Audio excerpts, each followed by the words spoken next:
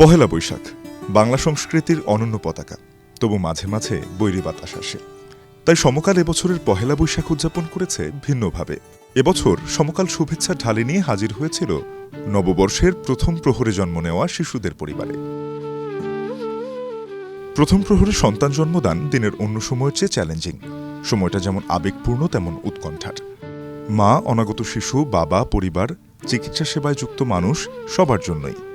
তবে সব বাধা পেরিয়ে একটি সুস্থ শিশু জন্ম নিলে, প্রসূতি মা সুস্থ থাকলে আনন্দের বান ডাকে পরিবারে। আমার বাচ্চা পয়লা বৈশাখের দিন জন্মগ্রহণ করছে, এতে আমার অনেক খুশি লাগছে।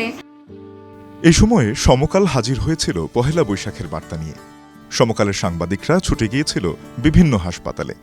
জানল কোন পরিবারে এলো বৈশাখের সবচেয়ে বড় আনন্দ সংবাদ।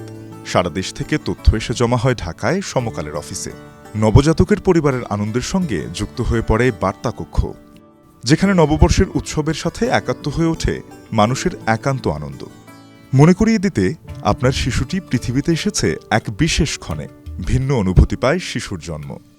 শুরুতে আমার প্রথম বাচ্চা এবং তার উজ্জ্বল ভবিষ্যৎ সুন্দর শুভকামনা করি। আমার অনুভূতি আমি ভাষায় প্রকাশ করতে পারতেছি না, মানে অতি আনন্দে, কিন্তু কান্না আসে। সমকালের উদ্যোগে নতুন বৈশাখের নতুন প্রাণকে শুভেচ্ছা জানাতেই আয়োজন করা হয় প্রজন্ম বরণ 1432। জন্মের কয়েকদিন পর শিশু পরিবারের সাথে ঘরে ফিরে।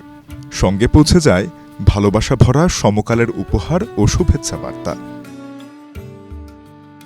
তুমি এসেছ প্রথম প্রহরে পহেলা বৈশাখে।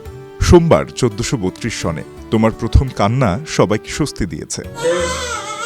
তুমি সুস্থ আছো, তোমার হাসি আজীবন সবাইকে শক্তি যোগাবে।